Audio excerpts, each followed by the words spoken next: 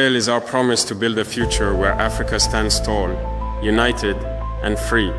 With these tracks, we're not just connecting cities, we're forging a new path for our people's dreams. We're giving these optical sorters to our hard-working cooperatives and rice producers so that from now on the rice we eat is pure and free from impurity. My name is Ibrahim Traoré, President of Burkina Faso, and I'm here to tell you something that's been burning in my heart and in the hearts of millions across Africa. We are done staying silent. We are done bowing down. We are done letting foreign powers treat our continent like their playground. The African Union did not utter a word to condemn this interference by a state outside of Africa in the internal affairs of our states. I would like them to hear this and therefore break their silence and take action so that the youth can believe in the African Union. You will hear about the African Union. Yes, it exists. But what is the effect of the African Union in reality?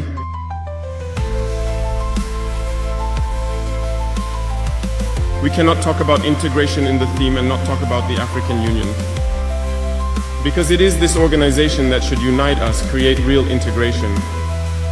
But we regret to see these wars that persist on the African continent, killing millions of young people.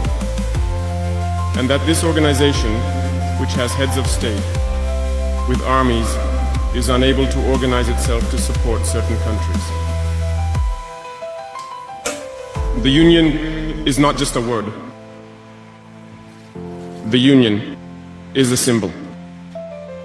And we, the youth, should learn a lesson from this situation to unite, to make integration a reality. I was unpleasantly surprised when Ethiopia, which hosts the headquarters of the African Union, was experiencing a conflict.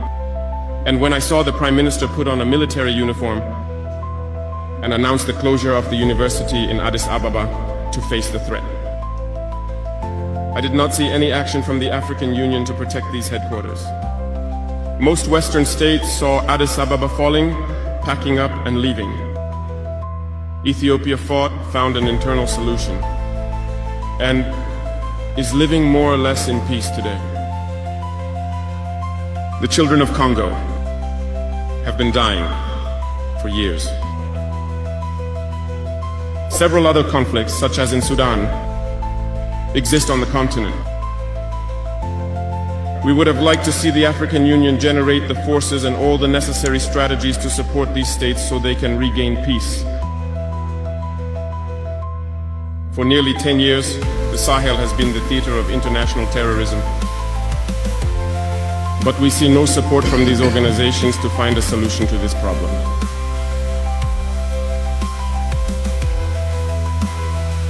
Worse, a few days ago, a country foreign to Africa openly announced having supported and participated in a cowardly terrorist and barbaric attack against the forces of our confederation in Tinsawartan.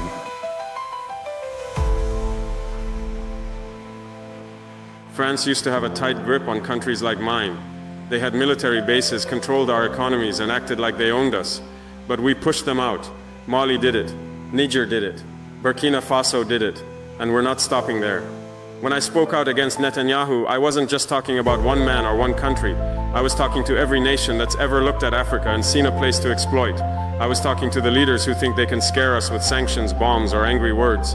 I was telling them that Africa is rising and we're not afraid anymore. My speech wasn't reckless, it was necessary. It was a reminder to the world that we're not just here to survive, we're here to thrive, to build our villages while your corporations drain our rivers. You donate vaccines yet patent the cures. You speak of climate action yet continue to fund the very forces that burn our forests and dry our lakes. What kind of generosity is this? The kind that feeds the mouth but silences the voice. The kind that keeps a man alive just enough to keep him dependent. We are not blind to this hypocrisy. Let me be clear, we are not ungrateful for sincere humanitarian assistance, but we reject a global order that disguises exploitation as partnership. We reject financial institutions that lend with one hand and steal sovereignty with the other. Africa no longer wants charity. We want justice. We want control over our own destinies. Too on the chains of colonialism and its modern descendants. Our wounds did not begin with us. They were inherited legacies of an empire-building madness that saw us not as humans, but sheep as cargo laboratories.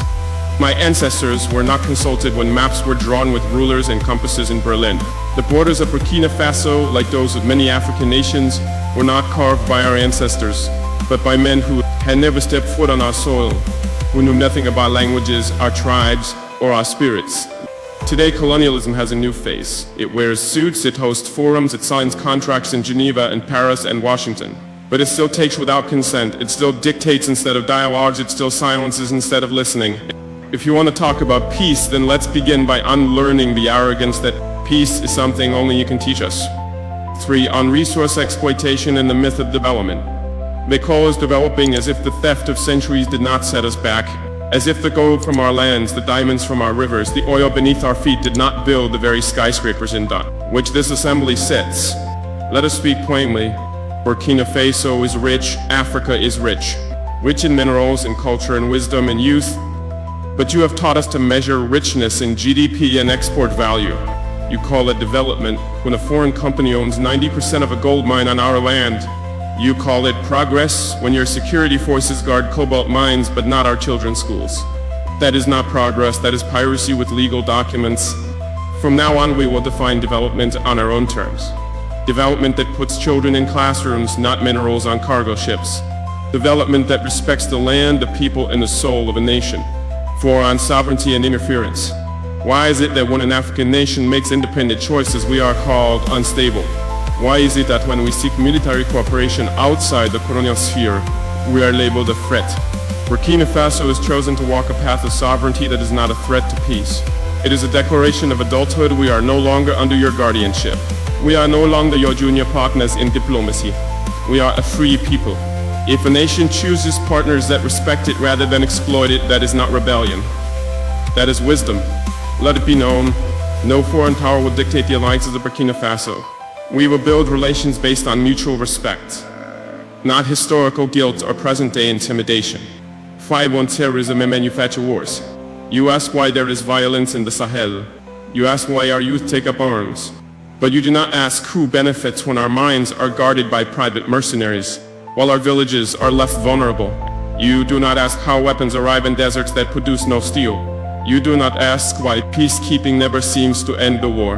The truth is, many of the so-called solutions to African security problems are merely business models. Endless conflict has become a market, and African suffering has become a subscription-based service. Burkina Faso has decided to break that cycle. We will fight terror, but not with dependency. We will secure our nation not with foreign dictates, but with national dignity. 6. On migration and human dignity. We do not want our youth drowning in the Mediterranean. We do not want our brightest minds fleeing the countries that once called us savages. We do not want remittances. We want reasons for our people to stay. Why do our youth flee? Not because we lack beauty, but because we are made to lack opportunity. Not because we hate our land, but because our land is treated as someone else's property. Migration is not a crisis, it is a symptom of wars we did not start, of loans we did not need, of a world order that tells our youth their only value lies outside their own homes. The solution is not border fences. The solution is justice. For 7. On Africa's place in the world. Africa is not a mistake to be fixed. Africa is not a failed continent. Africa is the womb of the world, the cradle of civilization, the keeper of tomorrow's hope. We have been made invisible in global decisions that affect us deeply. At the UN Security Council, Africa with 54 sovereign nations has no permanent seat. What justice is this? You call it balance? We call it betrayal. You speak of democracy, yet uphold a global structure where the powerful few veto the dreams of the many. We will no longer whisper in rooms where we deserve to speak.